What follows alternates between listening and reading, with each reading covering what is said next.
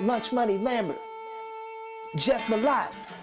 Welcome to the Kayak Bass Nation. Yeah. Welcome to the Kayak Bass Nation. Kayak Bass Nation. Hey.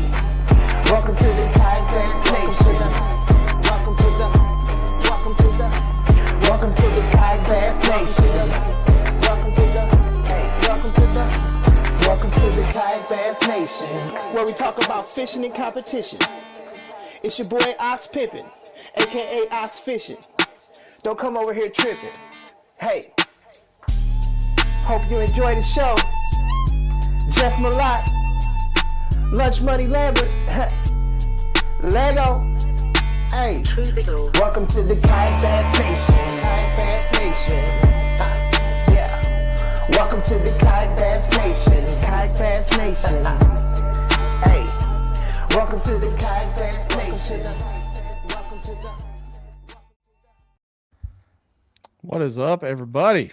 Welcome to KBN Live. What's going on, Ryan? Hey, I know you're feeling rough, but you're here. I'm alive. I'm alive, player. I love it. Ain't killed me yet. We're coming off Classic Week, Bassmaster Championship Week, all of it. The Expo, the whole deal. It was a fun week, a tiring week, an exciting week, all of the above. What do you think about it, Ryan? Did you have a good time? I had a good time, man. I think, overall, the biggest part of the story, Bass is back. Like that, you were there at the awards. I mean, the coverage that we saw for the championship on Chickamauga, the updates, all of the media, thanks to Big Worm, for what he did there. But Bass went hard on this one, man. And the awards show this year with Steve-O running it was, you couldn't, I don't think you could have done it any better at all. We walked right in. We had no trouble, right to our seats on time. Obviously, Steve, very engaging and entertaining with the kayak anglers, knowing the backstory on a lot of these guys. It was, it was like daylight and dark from what the past years have been. I think they made the move, man. It was a good call. Yeah, I had some notes to get into that a little bit because to me, it was, I hate to say it's shocking, but I mean, the drastic change of, number one, just the vibe around the whole thing, the way things went, like you said, from a coverage perspective, all the kayak stuff was intertwined with the pro bass guy. Like, it was intertwined on Twitter. It was intertwined on the website, Instagram, Facebook.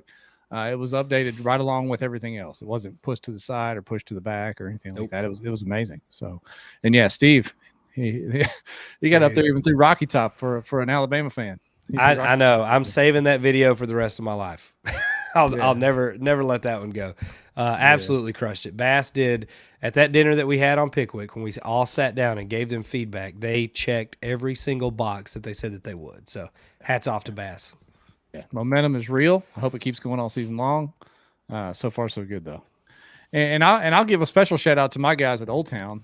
They did their own thing with their own kind of coverage with the team, and they even caught Rus and did an interview with him after the big win and with some other anglers. They're just trying to push it from their brand perspective. So there's a lot of excitement, right?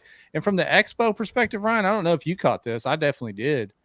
A few years back, like a kayak set up at the Expo was like, oh, that's neat. Look at that kayak over there. And it was everywhere. There were kayaks everywhere, accessories everywhere, and then anglers all over the place. Didn't you think? Yep. I mean, we've seen that trend the last couple of years between ICAST and the Classic, a huge presence on the kayak side. And I think you're starting to see a lot more acknowledgement from that, from some pretty big brands in the industry. I know we had a couple of really good meetings there at the Classic regarding exactly that. We got some big platforms launching here in the next month, I hope, that are going to reflect that movement as well. So, I mean, overall, keep doing what you're doing, guys. People are paying attention. It's working. Yeah, for real. I've got to see a lot of people that I haven't seen in a while, met some people that I'm friends with on social media that I've never met in person. And there is one consistent theme that I don't understand, right? Everybody I meet in person says, dang, I didn't know you look small. You look small on camera. What's up with that? What gives? I think people think you just have a disproportionately sized head on screen. So they think you're just this big floating head. They don't realize, you're 6'5" on the other side. Maybe it's the dark shirt or the pleats or something. That's because your camera's so close. If do one standing. Yeah, there we go. Let me stand up right now. I'm getting tired of it. No, it doesn't matter. It was awesome seeing a bunch of folks, like I said, that I had never met. Ryan even got to introduce me to Luke Duncan. We got to hang out for a little bit and watch the Owls win. Man, shut up. I'm glad we got out of there before it got Western. Thank goodness. Yeah. But yeah, fun week overall. I wanted to, get into our own personal tourney recaps, but I was hesitant to do so, Ryan, because as everyone saw, the nation was behind you. That was rolling. That was real cute. Everything with the fish showed up for that one. I appreciate all the calls and most of the messages. If anybody feels the need to heckle me when I'm getting my teeth kicked in day 2 of a tournament, flush your phone down the toilet because I don't need to hear that shit. All right. Appreciate it. Yeah. Well, we were pulling for you. I was pulling for you. I don't know what else to say about it other than you'll be back. That's chick, baby. That's chick, baby. Let's see if I can get in the TOC and let her beat me up one more time. Yeah. For me personally, I had another non-spectacular finish, but I finished 26 overall. I was happy with that, and I set my PB smallmouth, Ryan. Yeah, Chickamauga of all places. So on the wrong end of the lake too. Yeah, you weren't even on the traditional smallmouth end of the lake. Yeah, I was down there by myself, just dragging stuff around and caught a big smallmouth. So that made, even though I was soaked to the bone, underwear was wet, everything was wet, I was still excited to catch that big smallie. So fun times. Enough tonight, about our failures. Yeah. We got a couple guys that actually sealed the deal on this one. So yeah, we got the champs tonight. On the big stage with the big blue trophies. Let's go ahead and bring in our guests, Rus Snyders and the California phenom, Damian Thao. Now, wait a minute, Ryan. I had a special thing queued up for these boys. Did you? What do you got? Yes. A highlight reel? It's not quite a highlight reel. It's about a minute long, so bear with me here. Okay, all right. But if anyone didn't, no one probably knew this, but somehow I finagled KBN media passes. So I was able to get down on the floor behind the stage a little bit, behind the red line, and get some video before they went up on stage. It's kind of some raw footage of them walking around, milling around, walking out to the stage. So I'm going to play that, and then we'll bring both these guys in. I had no idea. I can't wait to see this. Here we go. It's not great, Ryan. It's my first documentary. KBN Media experience. Coming at you live. Yeah, first time ever. Here we go. There's your big fish on the screen. We'll take to win it. We'll take to catch it.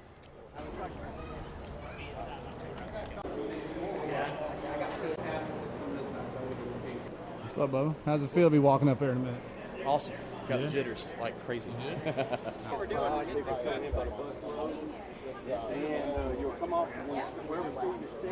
Start yelling at somebody to get me going. What's up, Russ? Hey, how you doing? How you doing, man? Good to have Close it out? You don't know yet. I have no Everybody tight-lipped? Yeah, top 3. Yeah.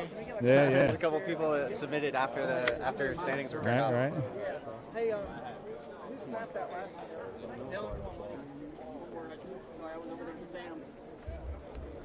Bring out the 2023 top 10 in the Yamaha Rock Waters Bassmaster Kayak Series.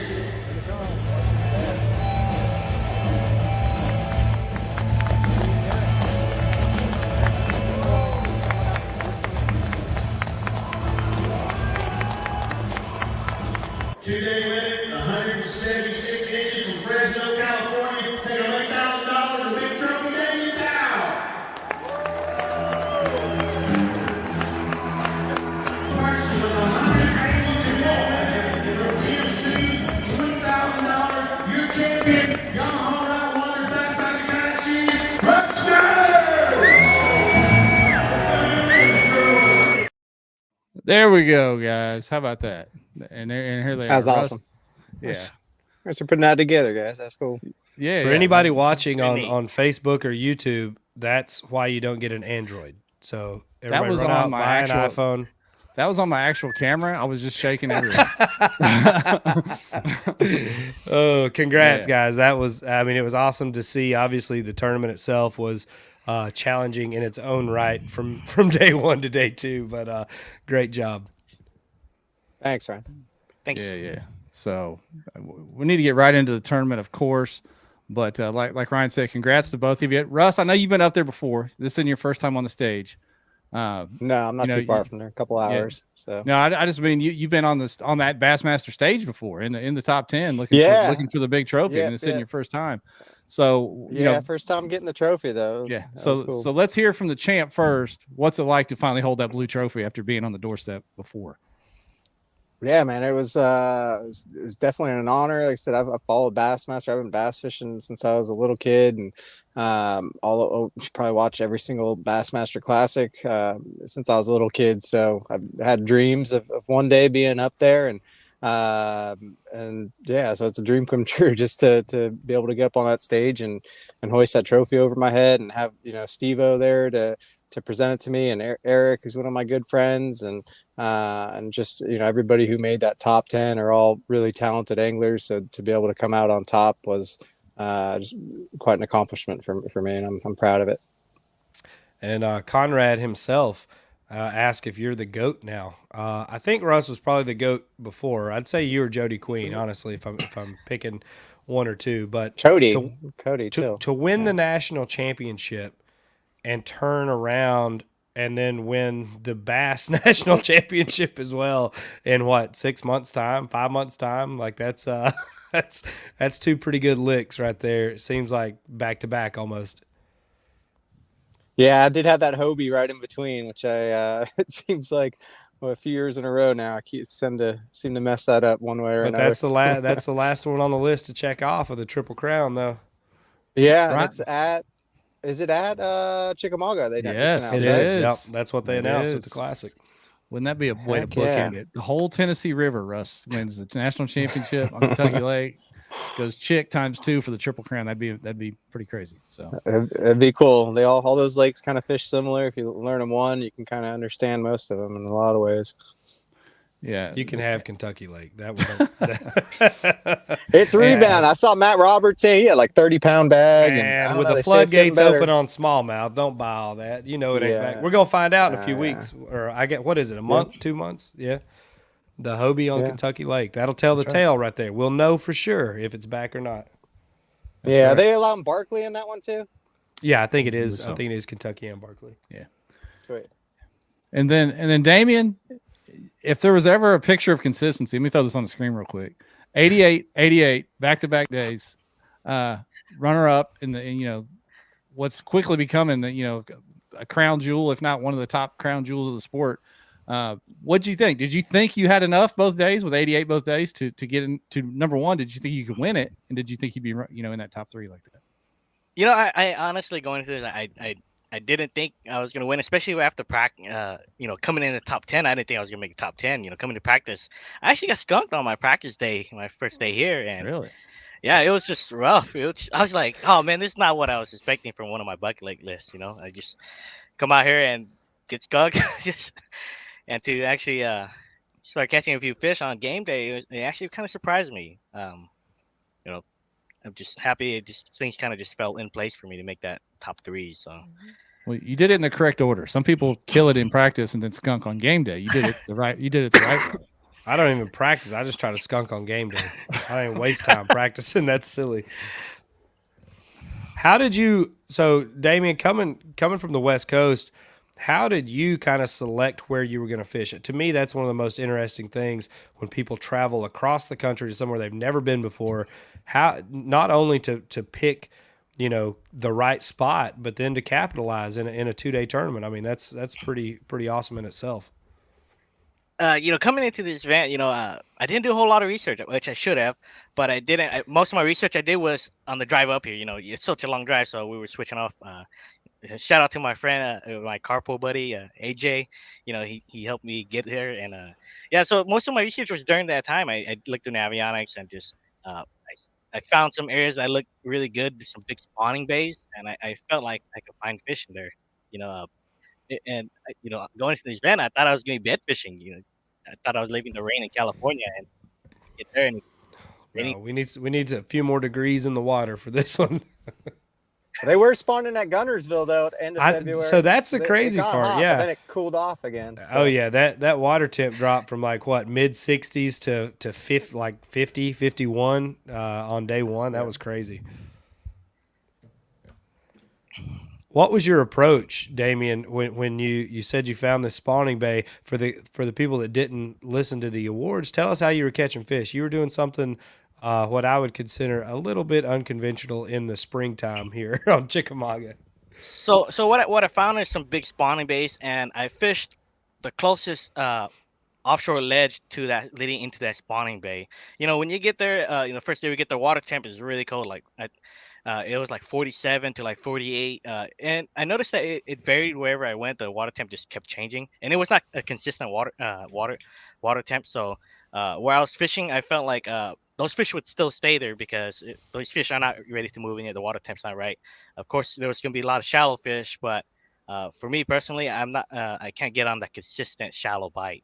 It just doesn't work well for me. So I felt like these offshore fish were going to be there, and all my fish came from within 8 to 25 feet, and it was off just the closest ledge leading into the spawning bay. So wherever there was a big drop, and that's where I would target. So leading to the spawning bays, and a lot of this stuff was and I felt like a lot of these fish were actually not actually fish coming from the main river. It was actually these fish are actually fish that are released from tournaments. It seems like, because some of them I caught, they were kind of like really beat up. You think pre-spawn fish would be really chunky, and some of these were really beat up, like stressed out. And I felt like these were just tournament release fish, and they would just pull out and just sit there and wait till they're comfortable and try to recuperate before going back into spawn. And I sat on these spots, but my really big fish spot was actually it was actually the channel swings and goes into the main into this big spawning bay, and on that channel swing there's standing timber. So I targeted standing timber, and a lot of my big fish came off that standing timber. You couldn't graph them, but they were in there, and all my bites came when I was snagged in the trees, and I was slowly dragging a Carolina rig through it. Really light line. It's Carolina rig, or what we call it is a California rig, which is really light line and really lightweight. It's just a really finesse out Carolina rig, and I was just dragging that through the standing timber, and every time I got bit, I was in the tree. I had to fight these fish out, so I had to have a really moderate rod to hold these fish in until they come out. Ryan, sorry, Damian, anyone that knows me up in this area, and I'm an old feller, and the guy that taught me is an old feller. I love a Carolina rig. I love throwing a Carolina rig. It warms my heart to hear Damian bring up the Carolina rig. So continue. Sorry. Yeah, it's a kind of it's a really old school style. It's kind of really forgotten. You don't really see a lot of guys throwing it, and that's the cool thing coming to this event, because the majority of the field that I was around, I saw a lot of anglers, and a lot of guys did not fish the stuff that I was after. So it was really left for just me to fish, and I'd see a lot of guys come through the banks, and then I was the only guy who was sitting really far offshore. So I felt really comfortable where I was at, and with the changing weathers, these fish aren't going to go anywhere. They were just going to stay there until the water temp got warmer, then move to the bank. So I really just stayed on that and just really try to capitalize on that. But day one, it was rough. I did multiple ramps, which I don't usually do. So I launched out of Chester Frost and got a limit there because I felt like I could get a limit there fishing really deep, fishing rocks and stuff. And after that, I just run to, I want to say, I'm not too familiar, but I believe it's Holly Park, I want to say. Is that what it is? It is now, Damian. Yeah, we renamed it. We'll rename it for you, big dog. Yeah, so that's where my big bites were at. All right. Well, let's hear from the champ. Obviously, Rus, you know the lake very well, Tennessee River very well. What did you figure out? Like you just said, coming off of Chickamauga, which was in a different phase, how did you put together the puzzle on Chick? Yeah, it was just conditions and everything was pretty awful. We were just at Gunnersville a few weeks before for the first Bassmaster, and that lake was just full of grass. And Gunnersville is one of the few lakes on the Tennessee River where they don't fluctuate it as much. I mean, it fluctuates a little bit, but not much, enough to keep the grass really good throughout the winter. And that tournament was first week of March. They were spawning, and they were I was kind of had that in mind. I'm like, well, maybe Chick's going to be something similar. But I get there and the water's like 7 feet down, I think close to like historic lows. And they were doing a bunch of work on some of the ramps and all that. So knowing that, my thought was, there's going to be fish, like I said, getting pushed out of areas, getting pushed out of like shallow backwaters and stuff like that, where they're going to eventually move up to spawn. So I fished an area where I fish what was that last tournament we had there last year? I don't know. We had one last year, and I remember. Was it a Bass Nation? I can't remember what we had. Was it the Bass last year. Nation? Maybe it was I think it was a Bass Nation. Yeah. It was a Bass Nation. Yeah. And I pre-fished and I caught one close to 10. It was probably like a 9. And I didn't have hardly any time to pre-fish. I checked in, was it Monday evening at like 5? And I went out to the area where I caught a big one last year and fished for about 2 hours and got 3 bites. One of them was maybe a 19-incher. It was dead calm and had to throw. I tried a bunch of things, but the only thing I got bit on was like a Nico rig Senko, fishing some stumps. But it at least told me that which is not really what I wanted to be doing in the tournament. But luckily we had different conditions, and you know, I didn't have to throw the Nico rig, but which I actually did. I'll save that for the end of the story. But first day of the tournament, get out there, and I kind of am scrambling because I didn't have a whole lot of time. I had a bunch of different rods rigged, and I just started kind of rotating through rods and picked up a swim bait, and maybe it was probably 40 minutes into the day, maybe a few casts into using the swim bait.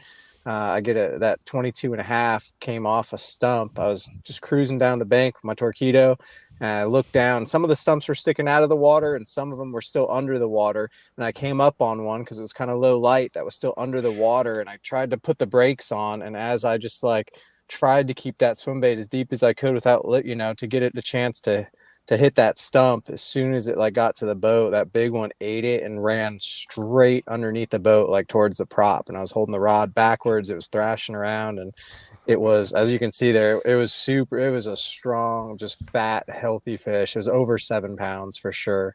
Typical. It was really stubby. Oh man. And that told me right there, I'm like, I'm not putting the swim bait down.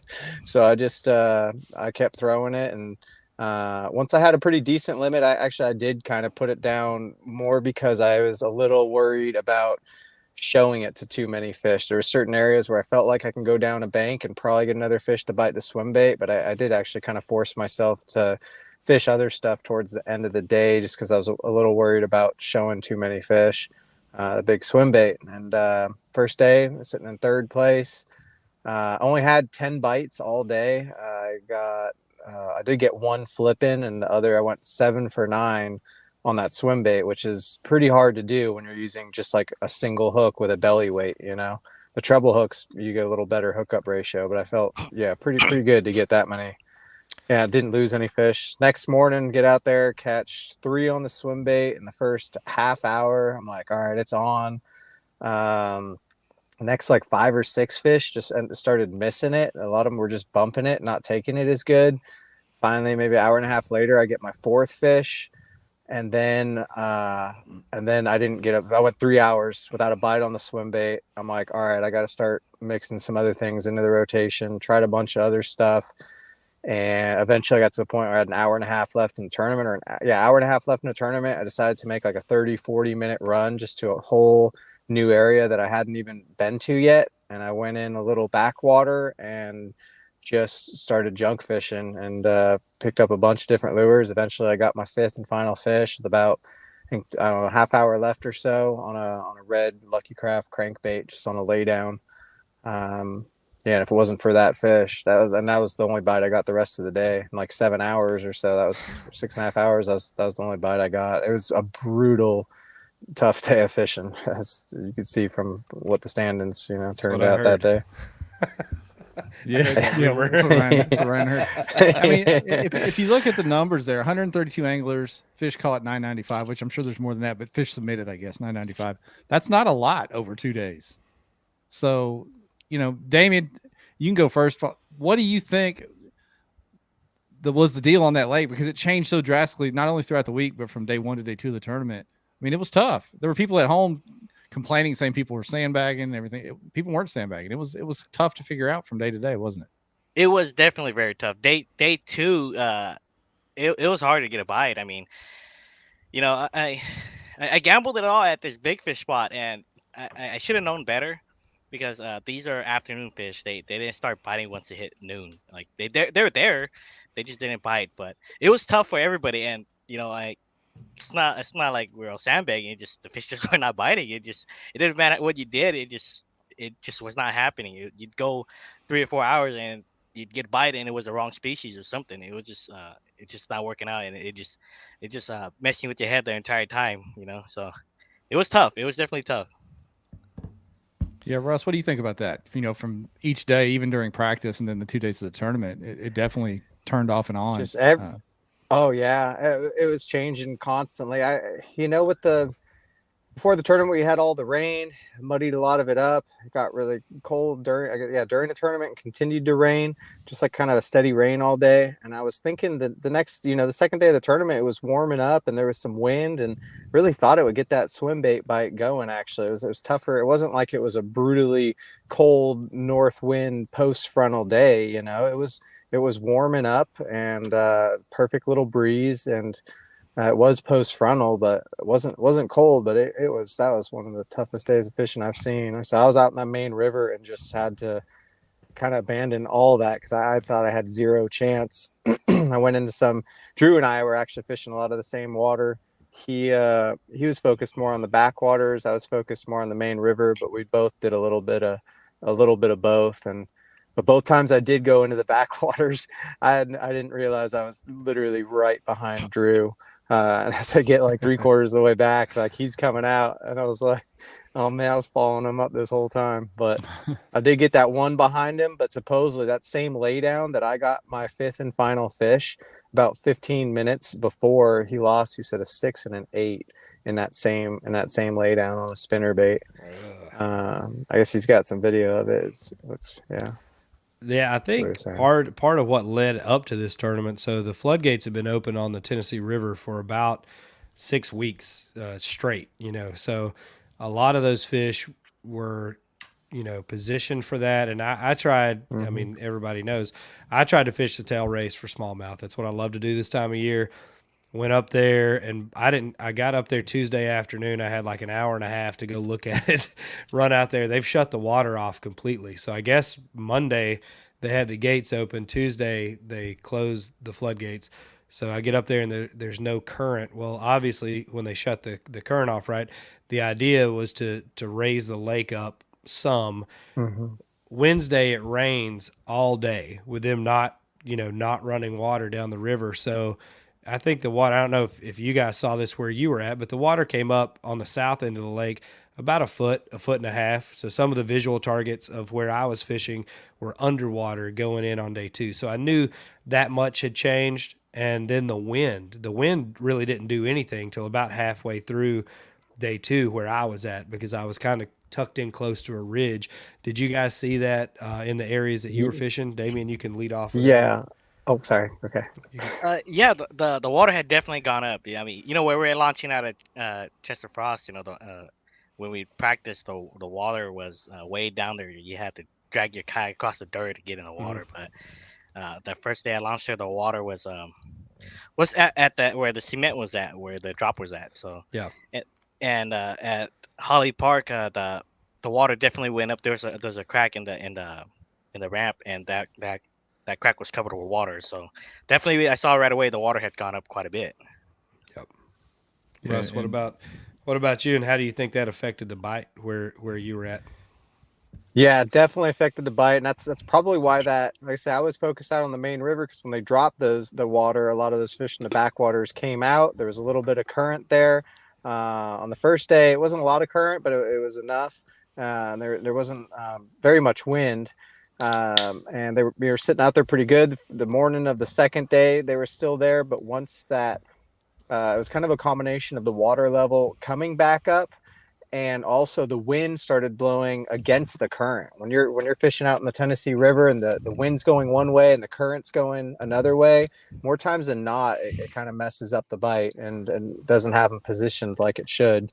The current was still stronger than the wind. It started kicking pretty good, and the current was still stronger than the wind. I think combination of that, though, and the water coming up, took those fish off the main river and started pushing them back in the backwaters. But they were I think they were on the move, like as the tournament was happening on that second day. Like when that bite was tough, it's because they weren't positioning in their feeding areas. They were they were more just on the move to new spots. Yeah, so that's why I felt like making that run to that backwater was a good move. And the water was pretty dirty back there, and you can actually see the water backfilling in that backwater. It's kind of narrow in the beginning, and the water was going the opposite way. It was flushing in there pretty hard. About 1:30, I made a move. I was out toward the mouth of Wolf Teaver, and I made a move back up Wolf Teaver, and it looked okay. It looked like it was going to be okay until about halfway back, and there was a huge mud line, just a huge mud line there. And at that point, I was like, now I'm in too deep. I've wasted an hour getting back here. I tried to fish it. I tried to get on back to, there's a bridge that I was trying to get to, and it was just, a mud hole. It was definitely the wrong move. But by that time, again, I was in too deep. Had to scrape out a couple little fish, and that was about it on my end. When conditions are changing like that too, a lot of times that's what you need to do. You need to just kind of abandon everything, and sometimes it works out, and sometimes, but you gotta. That's what my gut told me, man. I was like, go creek fish and try to catch some of those resident fish, that don't leave the area. But win and lose some on that one. I'm starring a bunch of questions. I know. I'm watching you. I'm watching you start these. We'll go back to them here in a little bit. I'm going to ask you guys both this. With how tough things were, and Ryan had a big limit on day one. What did you think going into the weigh-in? I mean, anything could have happened. So were you guys? I know everybody said they were tight-lipped. So I know that they tried not to reveal anything to each other. Did you guys think someone was holding a big, 95, 100-inch bag out there and was going to pass either one of you? Or you think it was a possibility because of the potential of the lake, even though it was fishing tough?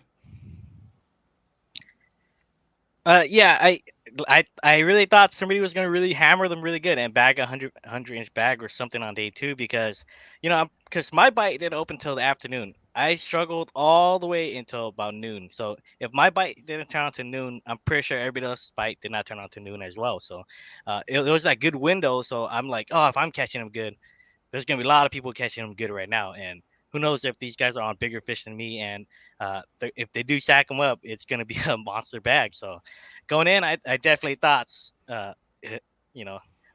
somebody was going to stack them good. And I was just happy to be in the top 10 with what I got, Yeah, it's a unique deal because every tournament we fish, like that afternoon at like 5 o'clock, okay, I won the tournament. Well, then here you guys had to sit on it for 24 hours and kind of do the math in your head and look at the leaderboard and look at the other guy's face and see if he's, sandbagging you or whatever. So how'd that go for you, Russ? Like I talked to you there in front of the stage and you said, I don't know. I think I'm top 3. I don't know. How much thought did you put into it, or did you just kind of hope for the best there? Yeah, a little bit. When we were back at the house, everybody was kind of telling, we're just all kind of saying what we thought the scenarios were, or who had a chance, or who submitted, who didn't. And I figured I was probably top 3, but I didn't know. I know Damian didn't submit his fish until after the standings went off. And anytime out of all the people there, that would be the one I would be most worried about. So I got a lot of respect for Damian. You're a good fisherman. I see what you do out in California, and I was worried about you. But Tim Arthur was hyping him up pretty hard, Russ. I'll go ahead and tell you. Tim Arthur was like in my DMs trying to make graphics and shit. He's like, have you heard if Russ caught him? I'm trying to get ahead of it and make some graphics up for Damian. I was like, damn, cuz. Like, the tournament's been over for an hour and a half. Let's see what happens here. Yeah, I know Shane was at. People were asking me, and I told him I got a 5th fish because that was the one thing I got asked a bunch. Because when the standings went off, I only had 4 fish. So I did submit that 5th one. I had so many people asking. I felt like it was just going to be hard to hide. So I was like, I got the 5th one. But might as well tell them I got a limit. but still, even with that didn't lock it up by any means, So yeah, I was definitely had no idea what to expect, and didn't really find out until Steve-O announced it up on stage there. It I was a little more excited, I guess. And usually, by the time, like I say, you're on the stage, you kind of already know, because I'm already get that excitement out maybe earlier and then get up on stage. But it was fun to be up there and find out right there and then and there with everybody else. I really thought in my head all day, because usually if you catch 90 inches plus, I feel like you, Russ, if you're doing it once, you're going to do it the second day. So like the whole time I'm like, you got it. Like you better not even come to the table with less than 90 inches. And that like all day long, I'm going back and checking that big fish spot. I'm like, don't worry about any of the rest of the stuff. And then like, as I watch the clock continuing to tick, I'm watching people's limits and I'm like, either everyone's sandbagging or like an 82-inch limit would do a lot of good right now. And it turns out the lake did fish that much tougher, but I think that's a part of the game that people underestimate, especially people watching from home and stuff, like the mental aspect of staying focused on kind of the conditions and the task at hand. Like you can't just be focused on hitting a certain number. A limit is more important than anything. And you said it yourself, you go through this big lull of sitting on 4 fish. Like, how do you stay focused and kind of keep your head in the game and grind it out to seal the deal on that? So like last few years, I've kind of taken a lot of pride, or just I've realized compared to when I was younger that I wouldn't get so flustered during tournaments, like practicing. Like I'm a guy who can still, kind of lose it a little bit or get upset. But during tournament time, I haven't been doing that. But it like 3 times this year at Harris Chain and at the 10 and one other one, I forget. I had days where something bad happened in the beginning and I definitely let it get to me, let it get in my head, and just and it really just messed up my day of fishing. And this tournament in particular, I had a couple moments where I felt like it could have gone that way, where I had a few things that happened. I didn't lose fish, but I just started making bad casts or do things where and I knew like how important that 5th fish was, but I just kept telling myself, like, you don't have time to be getting upset. You don't have time to be doing anything to mess. Like, all you need to focus on is just catching one more fish somehow, some way. And I did a pretty good job that day of not spinning out after going all those hours without a bite. Damian, you've got a lot of Cali boys in the comments, of course, because I feel like y'all are pretty thick out there, not in a physical sense, but in a tightness sense. How do you dominate these California guys so frequently? Like, do you cut their line before the tournaments start, or you've got a pretty good pedigree out there on the West Coast. It's honestly I don't know how it happens either. You just go out and sometimes it works out. It's hard to go out. You catch the 5 biggest fish. You catch a fish. You go home. Drag a Carolina rig on 4-pound test. Of course, why not? Drag a Carolina rig when it gets tough. That's what I do, and it works. Amen. out. Amen, Damian. You're my favorite guest we've ever had. So no offense, Russ. Carolina rig for life. Russ has been on here like 20 times. Like he's got to be. He's got to be up there. Yeah, Russ is up there for sure. I got something to say, but we got couple times. Yeah, there's something about what happened with Russ winning this championship that validates me that I'm going to bring up here in a little bit, right? Okay. Yeah. But yeah, Damian, you're doing it out there. Let's get some of these questions because there's a bunch of them. I've started too many. I'm going to lose track. This is more of a comment. Great American Survival on YouTube says the winner of this would have beaten the winner of the boat Bassmaster Classic yesterday. Maybe so from a weight perspective. The winner of this was on Chickamauga. Yeah, the winner of the Bassmaster Yeah. was on freaking Fort Loudon, which is arguably the worst lake on the chain. Levi Snyder from Arkansas. Were either of you guys scoping fish? I was not. You weren't. I was using my scope, but I wasn't looking for fish. It was to help me target these standing timber. So I had to make very accurate casts. Every cast counted, and it was just single lane cast. So I got to make sure I hit that target. These fish. So you weren't seeing the fish on the scope. You were just looking for the tree itself. Yes, I was just looking for the trees, and I would throw to the trees, and I'd feel it dragging through the limbs and stuff. But these fish were on the base, and they would bite from time to time. But it had to be the right window. Once the window opened up, it was like every cast they were biting. Russ, do you run scope? Do you run live scope? Do you have it on your kayak? I do. So I have it on my Recon, and I would like to use it. And I've been using it pre-fishing and stuff like that. Still just kind of getting used to it and stuff. But the issue I'm having right now is I have a Humminbird that's not, the side imaging isn't working, and that's, so I have two. I have a Humminbird 10-inch with Helix, and then I have the 9-inch Garmin, which is just for the for live scope. But my transducer is not working on my 10-inch, so I just bought a new transducer, and now I'm finding out it's actually the unit, so I got to send that in. So Jeff, that's been a big part of. Jeff, have your people reach out, please. I'm saying, stop buying stuff for us. You just won the Bassmaster thing. Tell these people need to send you some stuff. That's right. Yeah. But yeah, eventually I'll plan on using it. In certain cases, it would have been nice for this one for sure. Fishing those stumps while I was pre-fishing, it would have helped. I liked it. Randy Blockett gonna be upset. Oh, kayakers and their live scopes out here. We had the live scope wizard Rolando Nandine on a couple times, and last year on Toledo, he was using the scope to target deep laydowns. Same thing. He wasn't necessarily looking at the fish, but he was using it to find the laydown and throw his bait in. So multiple uses besides just video game fishing itself. Let's see here. What else we got?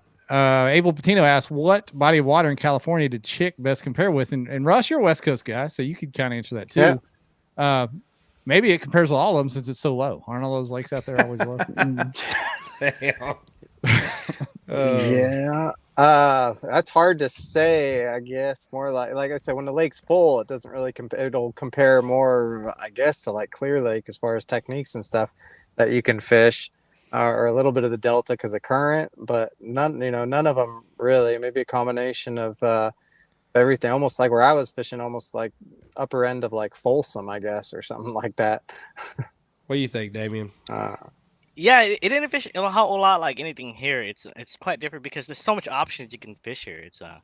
And I definitely like to see a full pool because man, there's so much, all the stuff that looked good to me was like out of the water, just there's a lot of freedom on Chickamauga. You can kind of do whatever you want to. We don't have weird laws about rod numbers and stuff like that. So you can get out here with an assault rod and just open up on them, you know what I'm saying? Yeah, that's the cool thing about this place. It was just so big, and when we were practicing, like, oh, we're definitely in the wrong place because you don't see any of the Tennessee guys here. It's like we're the only ones launching out here. It's like bro, Chester Frost Park is not the wrong place. There's more money won out of Chester Frost Park than probably anywhere else on the lake, to be honest with you. I was nervous because it was so low. What I like to fish this time of year, when you launch, Damian, if you look to the left, all those stumps, that's usually the juice this time of year if there's water in the lake, but there wasn't, so I neglected to even try to fish it. Yeah, that's the spot I first went to check when I arrived, and yeah, it was all the good stuff was out of the water. You see all those stumps out there, and it's like, man, that stuff looks good right there. That's juicy stuff. The monsters pull up out of the river and spawn in there. Okay, that's good to know. We had a question from Facebook for Russ. Matt Loftus says, Russ, is simplicity the key to consistency? Yeah, so somewhat. I don't make things too complicated, but at the same time, like I'll have a lot of rods rigged many times, and I'll go through all of them. I'll fish one bank and fish one technique here. Flip some bushes, and then cast under some docks with another lure. And I junk fish a lot and use a lot of different techniques. It's pretty rare that I just have one rod in my hand and just say, oh, I'm only gonna. And this is one of the ones where I kind of did have that mentality. Whoa, lost Russ. This is one of those tournaments where I got a phone call, where I did kind of have that mentality where I could just keep it simple and throw one rod. But like I said, when that fell apart, it's good to be versatile and good to know how to make adjustments or have other techniques to kind of fall back on, especially when you're kayak fishing. You don't have a lot of options a lot of times. So you got to fish what's in front of you and be comfortable throwing a bunch of different things if the conditions are changing. Yeah. We're going to lead right into the next question after that phone call from Josh. How do y'all manage your messages and shit while you're out there competing on day 2 with it being such a mental game, especially if you're catching them? Do y'all put your phone on airplane mode? Are you trying to ignore that? What are you trying to do out there on tournament day? I just ignore everything. I don't even touch my phone. I don't like touching my phone. It throws me off, and I don't like the. I just don't do it. I don't even submit my fishes. I just wait till the end. Sandbagger. I don't. You're the sandbagger. All right, that's We fair. thought it was Scotch all along, and it was you. I Takes just the don't like title. touching my phone. You know, the funny thing is because day 2, right? It's so tough. So I was gonna submit a fish. I was like, that's so tough. I only got 3 fish. I don't like any bites, so I'm gonna submit a fish. And right when I pull my phone out, I get bit, and I missed the fish because my hand is holding my phone, and I don't have my hand on my reel. I was like, I'm not touching this no more. I knew better than to do this, and I went about 3 hours, and I finally got the one bite, and I missed that fish, and I was just so bummed. I was just like, I don't have a limit, So I was like, I'm not touching this phone ever again, Ever again. What about you, Russ? Yeah, I don't get back. I don't start texting anybody or anything like that. Sometimes if people root me on or do something and I have the phone while I'm submitting the fish, I'll give it a little like or something, but that's about it. Had fish to catch. There you go. Don't go TikTok live, everybody. Just maintain focus. I did do a story. I tried to put a little story when I caught that big one. Actually, it's pretty rare that I'll do that, but sometimes while I'm on the water, I'll post a story on the Instagram. But I tried to do it, but it didn't upload until after I got off the water, actually. I like to do it like after I catch, like you said, like a big fish or something, or finish a limit or something, because people at home like to follow along with the story, right? Like they like to feel like they're part of the tournament and what's happening.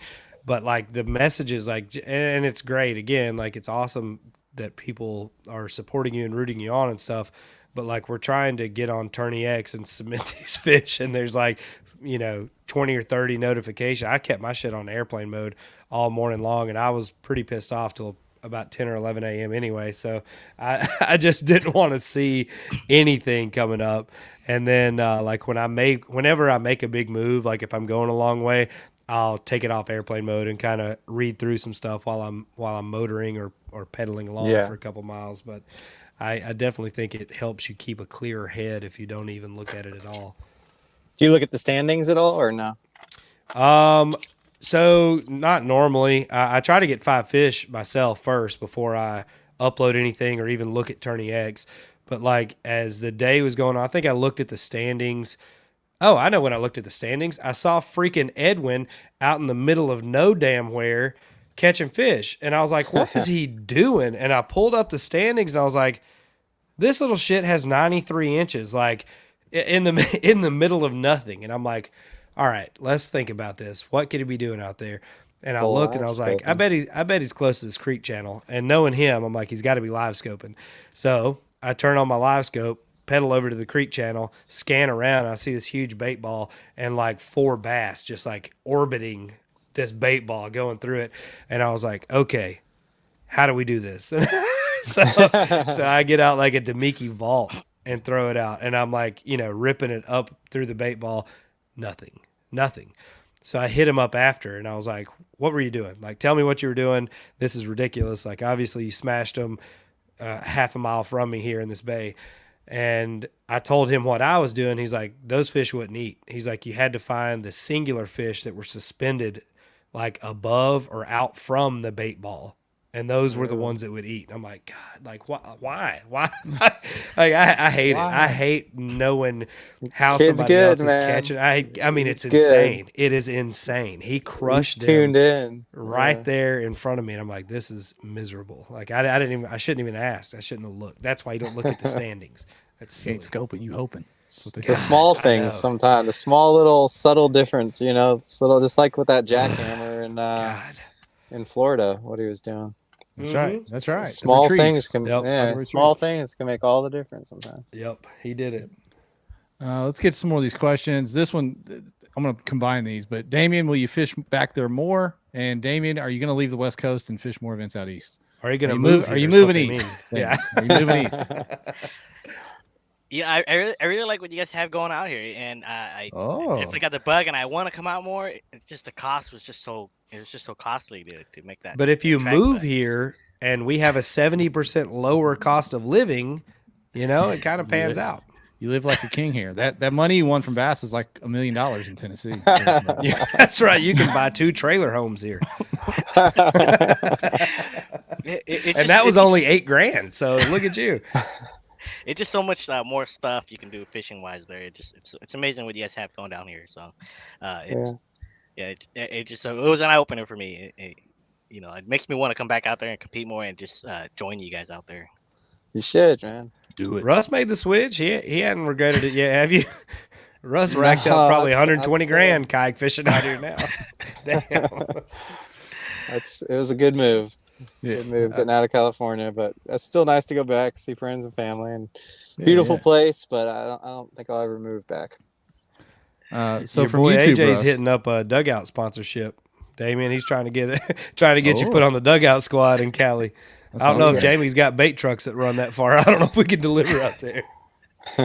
Says Damian's going to fish the BOS on Seminole. Okay, Damian.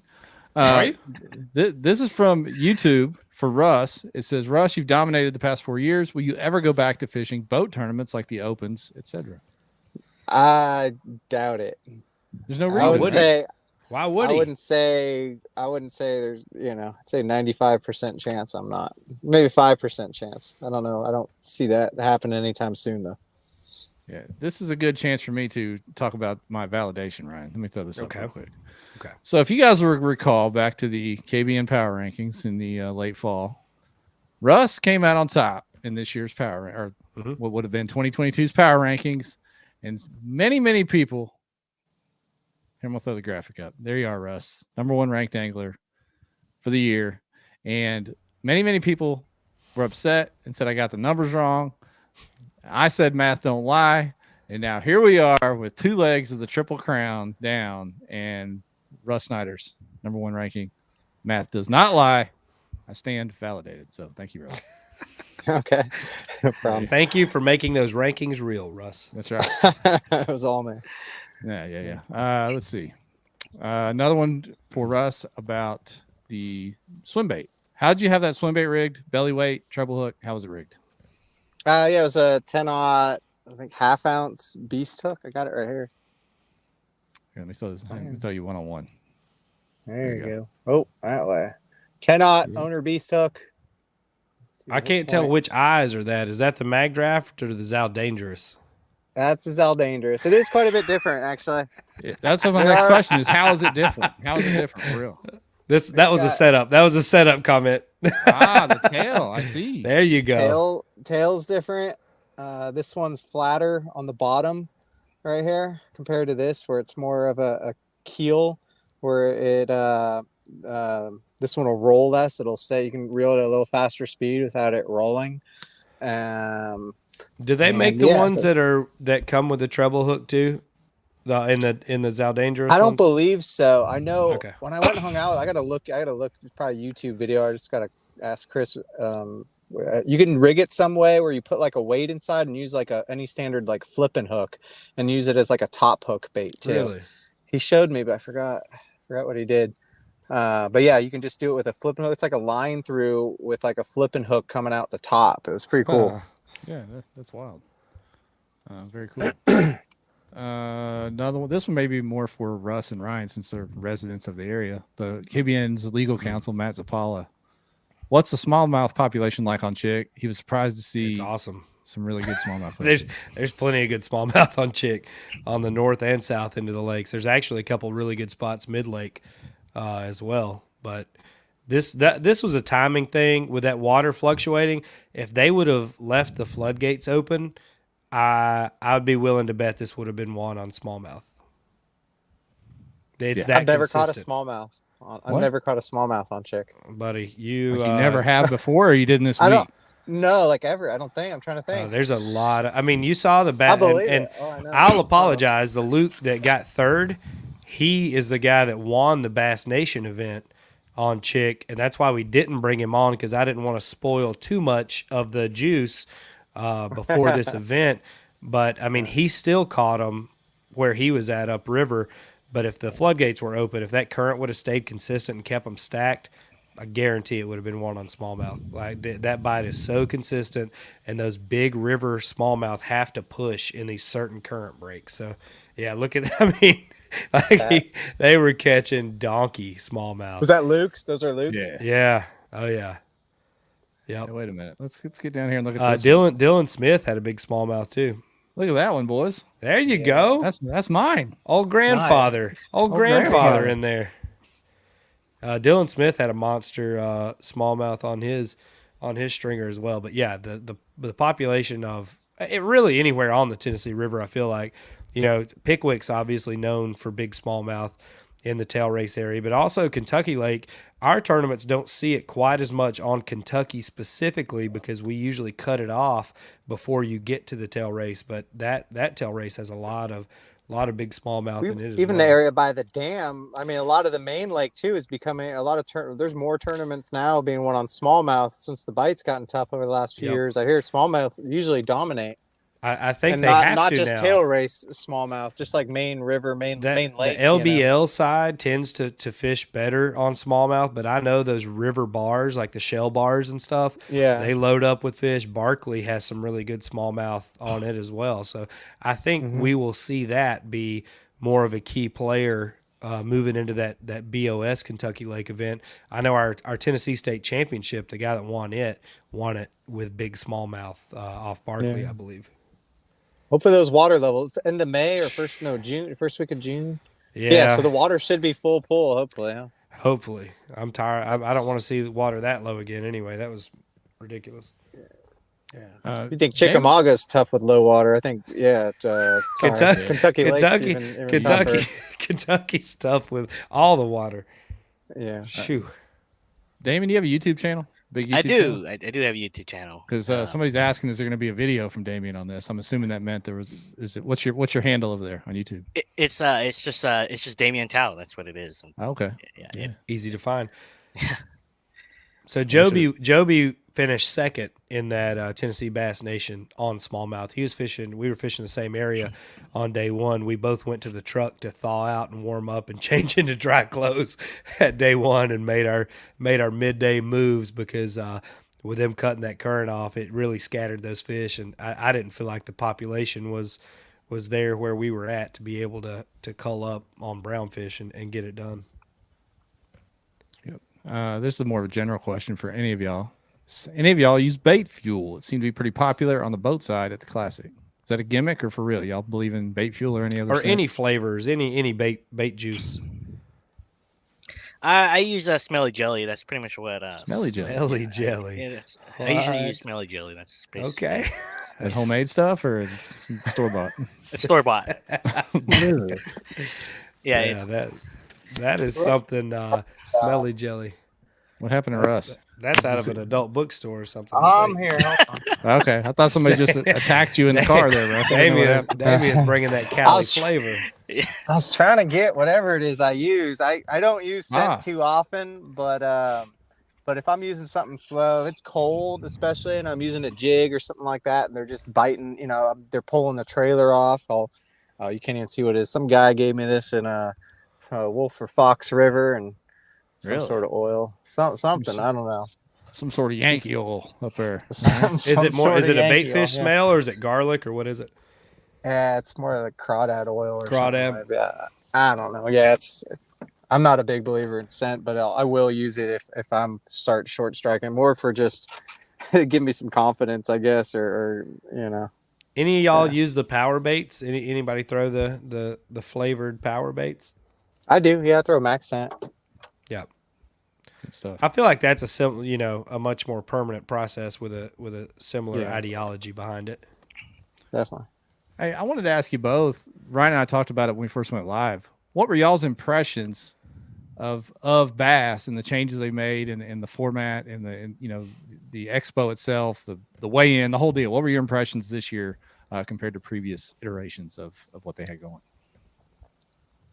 I was seriously just thoroughly impressed, and they did such a great job. Like I said, I know you guys had that meeting, and Bass was, when they first got into it a few years ago, I think myself and a lot of people were really excited about them getting into the sport of kayak fishing, and in some ways they kind of dropped the ball, I feel like, but it was good that they had the opportunity to talk to Steve-O and for him to become the new tournament director, and he's just got the experience that to bring to the table, and it was the perfect guy, for the job to do something like that. And All the anglers have obviously responded, and just by the support that they've shown, in these last couple tournaments with the great numbers, and everything was just run. I mean, from everything, there isn't a single thing I think that's happened so far I can even give any kind of criticism to. He's done a perfect job, and I think we're all really, really grateful for what Steve-O's done to help out Bassmaster. What do you think, Damian? Do you think Steve-O is as good as Tim Arthur? I'd like to be as neutral as possible. I'd say Steve did a really great job. I was very impressed. It was my first time meeting him too, and everything I felt like he just ran perfect. I mean, there's no complaints. I felt like everything was just done great, and I really enjoyed it, and just no complaints for me. Everything ran really smooth, and I really liked it. Steve did an excellent job. It's just. Does Tim wear Jordan 4s on stage? Because if he doesn't, there's no content. Well, hey, Steve's a G. I mean, he came out there letting them know what was up. When I saw that, I was like, oh, hell no. He done got the matching J's for the Bassmaster shirt out here. He came prepared. There was nothing stopping him. My man. Nah, Tim's a good one too, man. We're just giving Tim hell. Chill out, California. You got other problems to worry about than that's just Tim Yang. That's just Yang. He better be getting my calendar ready to send. We're into the first quarter and I ain't got my calendar yet. Yang, chill out. Oh Lord have mercy. Here we go. Canceling time. I mean, we've talked about this previously. I think Bass offers the platform for the next level. With the exposure, with the name, with the sponsor reach that they have, it is the key to this growing to mainstream as far as live coverage goes, as far as non-endemic sponsors coming in. That it is the key. It's the key to the future. And I think what we just saw, for me, solidified that it's going to happen. It's one thing, the Guntersville tournament's one thing, but what they did here in conjunction with the Classic, which is their, mecca, for them to show that kind of attention to the kayak side, I think for me that showed that they are all in. Yeah. I agree. Yeah. Good stuff. And like I said in the opening, the expo itself showed that as well, because you saw a lot of kayak accessories, kayak brands, and then also I thought you saw a lot of kayak anglers working major sponsor booths. Like you saw kayak anglers in the Strike King booth, the Abu booth, the Luz, whatever. Kayak anglers were in there helping out and amongst the bass boat side of things. So it's getting the respect it deserves. It's only going to get better. It's Joe Kirk says it's only because of Steve Owens. Steve O is definitely doing it, but the anglers throwing the support behind it with that street cred. I mean, nowhere to go but up. And Bass throwing the support behind it. The one of the big things, and we made this point, was the coverage. Don't just bury us on the back of a web page that a lot of people aren't going to. Like, social media is the language of kayak fishing. That's where we exist. That's where a lot of the sponsor reach is measured. So if you're not keeping the Bass Nation social media updated throughout these big kayak tournaments, that people think that it's not happening, and I think they did a great job of continuing to mix that up throughout the tournament. So like I said, man, I feel like they've checked every box they said they would. Yep. And this is an interesting comment right here from Michael. He said that big screen was awesome with the fish picks. It gives the green light for bass boat events to maybe use CPR in the future. And I've heard rumors that some clubs are doing that and leaning towards doing that with Tourney X and stuff.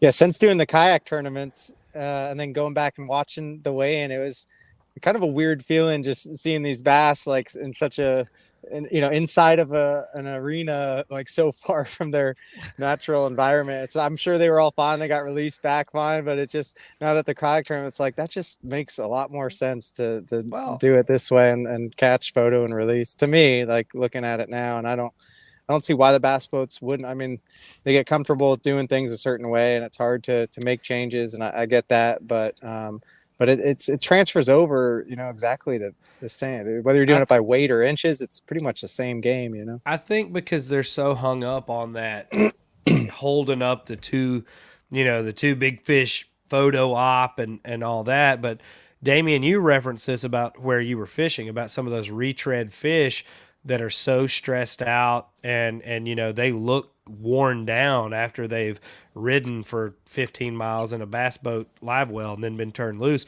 Mortality is directly related to stress. Like, there's no arguing on that. And I think if you look at fish mortality, catch, photo, release is going to be much less than anything riding in a live well, whether it's just back to the local ramp or you're trailering back to an event center somewhere, even if they have oxygenated, cooled live wells. I've talked to Dennis Tumlin about this with the Bill Dance Initiative here in Tennessee, which is a huge grant, funding a lot of development on these bodies of water throughout Tennessee.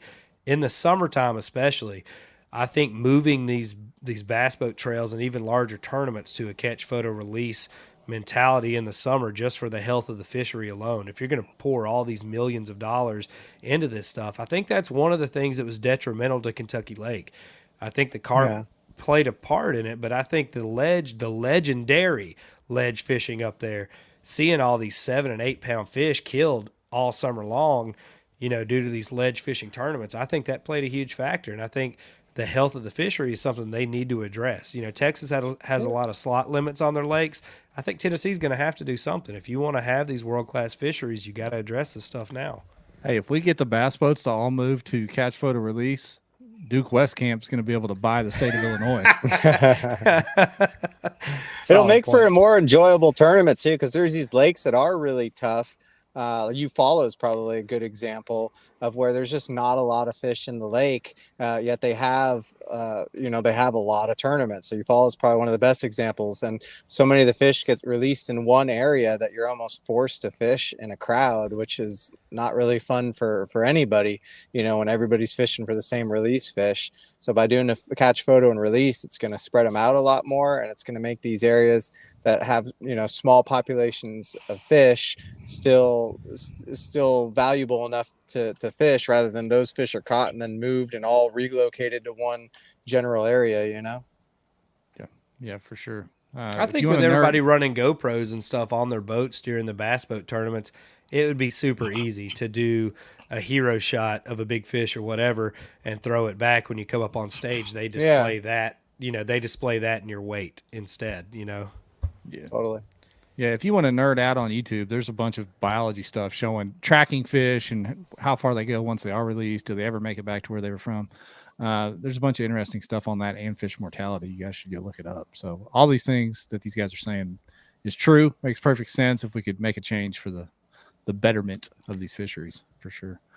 Any other questions for these guys? We've been going a little while. I know Russ is on the road to practice for the next tournament. Damian, are you back home all the way out west? Yeah, Damian? just really got home this morning. Yeah, see, so I know they're tired. We don't want to keep them too long. If you got any other questions, throw them in. We'll try to get them to them real quick, and we'll let these guys get out of here. Unbelievable show. It was fun as a person in the tournament. It was still fun to follow along, and knowing I wasn't in the running to win, but just follow along and see who's going to win. It was a great event to watch. I know people at home thought people were sandbagging. They were pissed. My own wife was texting me saying, "Why is Ryan sandbagging?" Nobody knew what was going on. I promise you, kids, I'm not into sandbagging. If I'm sitting on a 90-inch bag, you're gonna see it on the board as soon as I catch it. I'm not sitting on that. I love it. I think that's one of the more entertaining things about our sport is watching that leaderboard and seeing people, through the day as they figure something out or they make a move. I think that's kind of what keeps people excited from a spectator standpoint. Yeah, and it's not a guesstimated thing like the bass track for about, it's what it is what it is, unless there's some kind of infraction. Here's another question. Big Worms. Damian reminds me of a 14-year-old that used to kick my ass on Call of Duty.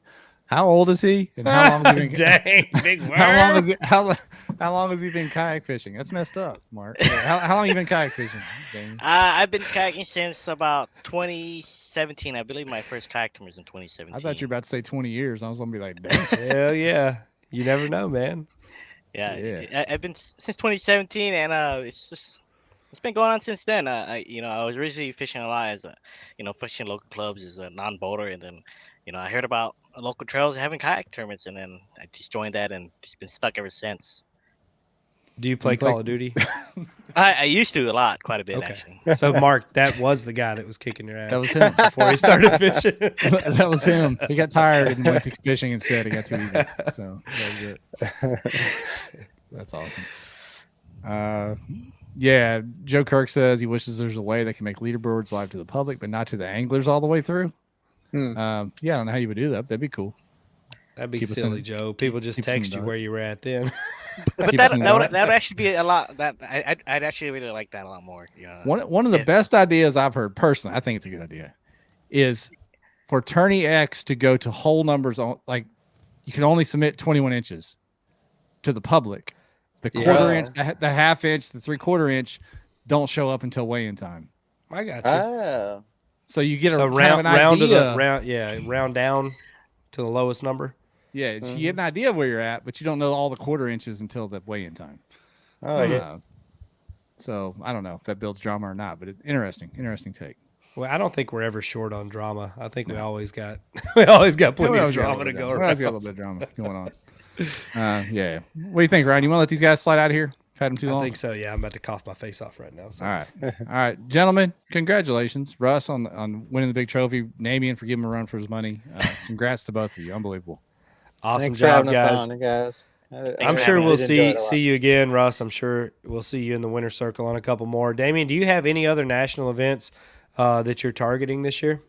Not this year, but the following year I'm planning to do more of it because the whole time I was just planning for this trip. And I'm kind of glad I did because now I feel like now I got the bug. I want to come out more. I got you. We're glad to have you out. You're welcome anytime, pal. And I've always seen you guys just online, but to actually meet you guys and everybody else in person, it was just an amazing experience. We're not even that bad, are we? No, you guys are good people, man. You guys, everybody's good, Yeah, good stuff. Yeah, and much respect to you, Rus Snyder. You always Same to you, Damian. You always reckon us, man. So much respect, man. Dude, if you would have left that rod named Russ's Reacher, we'd be. That's one of my favorite KBN podcast moments ever yet. I bet it is. To this day. I'm so glad we got a Russ's Reacher reference, Ryan. I'm so glad you brought that up. Few things I remember. That was one of them. Yeah. I think of that every time I look at the leaderboard and he's whipping my ass. I'm like, God, Russ's Reacher got me. I'll put that in the little profile name for next time I come on. Yeah, right there below. Deal. That's awesome. All right, fellas, appreciate y'all. Thanks for having us. Good, you guys. All right, later, boys. Oh my God, good. How crazy is that? That's awesome, man. Obviously, Russ. The picture of consistency, I feel like, not only in this tournament, but across pretty much every tournament that he fishes. So, yeah. Hats off to him. I'm glad Damian did so well, though, because, he does dominate in Cali. And I think coming across the country against not only locals, but some of the best national anglers on the scene, I think that really kind of, showed where he's at. Carolina rig, baby. For life. That's nuts. That is nuts, man. Sea-Rig gang. Hey, I got one more thing to bring up, Ryan. Yeah. We didn't really talk about it on the show before, but the Yak Bracket. Oh, I forgot all about that. The KBN Yak Bracket round 2 began today. Mm-hmm. With the craziness that is March Madness, all the higher seeds held in the Yak Bracket. Shocker. Old Town won, Wilderness Systems. So we got Old Town versus Wildy in round 2. Native versus New Canoe in round 2. Jackson versus Bonafide in round 2, or that could be a. We're really gonna sort some stuff out on this one here. And then we've got Hobie versus Crescent at the bottom of the bracket in round 2. They believe it was New Canoe versus Feel Free was the most tightly contested race in round 1. But these are your round 2. It'll be open for a week. You just go over to kayakbassnation.com, and the poll is right there. So share that to your local pro staff pages, etc., and try to something that we haven't done yet. And I don't want to miss this because the show wouldn't happen if it weren't for these people. Thank our sponsors. That's the right. Classic, obviously, we had a ton of interaction with our sponsors. We spent a ton of time at the Dugout booth. In case you haven't seen it, Jamie somehow one-upped himself on that freaking blue Hobie that he rigged out. 2 big screens, live scope, the sniper live scope mount. He had a Torqeedo 1103 lighting, all batteries and wiring hidden below deck. You couldn't see anything other than the Torqeedo battery that was strapped to the front of the the black pack, super clean, topo wrap, topo marine mat kit. I mean, that thing was clean. He had a ton of accessories. We got to meet a lot of people, people that we normally see online and from all over the country coming in the booth to say hello. So thanks, everybody that supported that and stopped by. We also got to meet the Pro Guide folks in person and have some real in-depth conversations about what make up their batteries and why they are the way that they are. I know Jeff Little grilled Matt Looney, the Pro Guide, our Pro Guide plug, man. He grilled him on the makeup of those batteries. I think what we're going to do is actually bring some of the engineers on and do an episode to really explain the internals of these lithium batteries and what separates one from another. Yeah, for sure. Great guys. I actually got video of the boats in the Dugout booth, Ryan. So I will put that on our YouTube channel. So be watching the Kayak Bass Nation YouTube channel, and I'll put up some highlights from the Dugout booth. I even videoed some stuff in the Pro Guide booth and all around the expo there. So be watching for that. Hey, he had levels. He had a Lynx that was rigged out at like $6,000, and then went up an from Outback, there. And then kind of a next step up PA, and then the completely tricked out. I think what was that sticker? 22,000 something. Yeah, 22 something. So crazy. There we go. That's it. Yeah. All right, Kenzo's FaceTiming, so we're gonna jump off here. All right, man. See you, we'll buddy. see y'all next week.